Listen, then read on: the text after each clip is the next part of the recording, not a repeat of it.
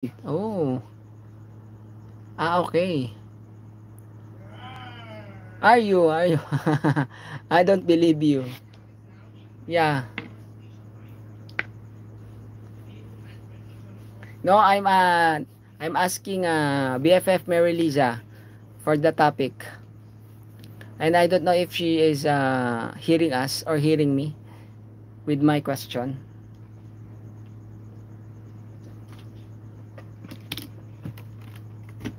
Maybe not. Maybe she's not hearing us. When is your birth? When is your birthday? Birth month?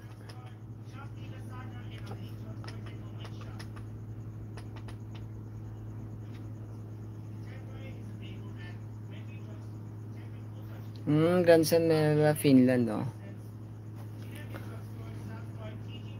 So you can just enjoy your your life. And sooner they will visit you, right?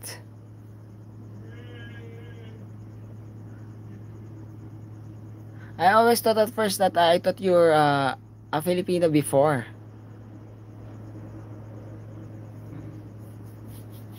But when Kuya Boboy, yes Kuya, thank you.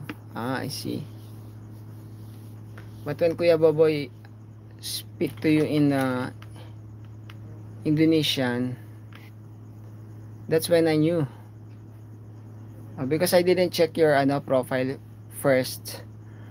At that time I didn't check your profile. I just look on the profile pic. So I thought you're a Filipina Muslim.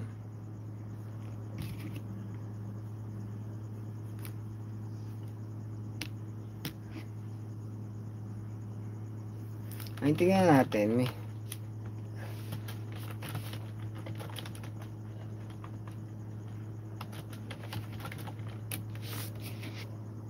And thank you guys sa mga nandyan, sumagot, nagstay pa.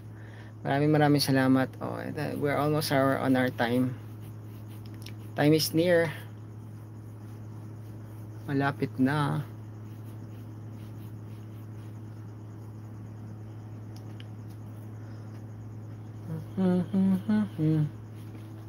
Wala si Ma'am KTV, hindi pumunta. Madadagdagan natin yung natin, yung mga tropa natin na to. Sikang at saka sikaw. Wala akong maisip na pangalan. Salamat sa inyo guys for the BGBG. Thank you so much. May pinapakinggan ako para maganda siya kanta guys. Pero hindi ko pa siya, parang once ko pa lang siya na totally pakinig. Parang gusto ko siya kantahin.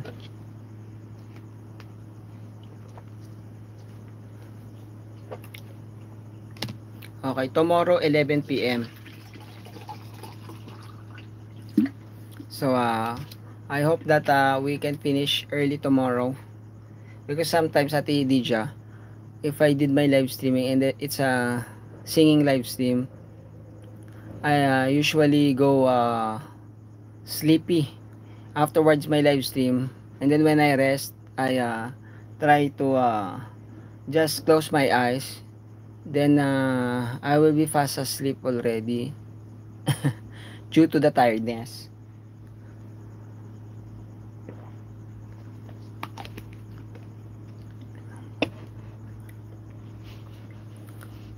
Ito, ganun siya. Sabi niya,